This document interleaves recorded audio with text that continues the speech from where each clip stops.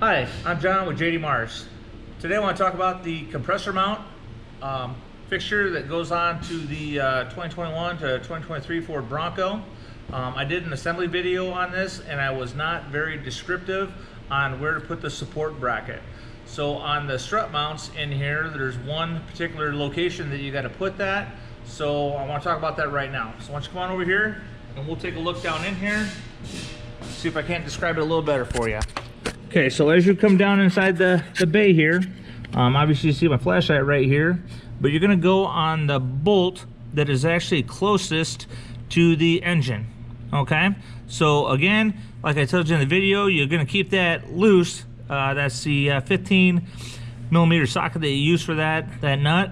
And you're gonna keep that loose until you get everything else mounted, and then you're gonna finish tightening that up. This will actually drop into, oops, shut it off, of course. That'll kind of drop in the way, and you're going to actually come back behind here with your extension and everything to tighten that up.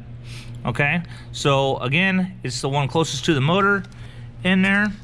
I also want to take the time to talk about the clip for taking off the driveline module. So on this clip, when you're taking this off, there's a button right here that you're gonna push. You're gonna push that down and bring that over. You can kind of see how that clips in there, locks in. You're gonna push that clip down and bring it back. Even when you unlock it and you can get this off, you're gonna push that clip again on the other side.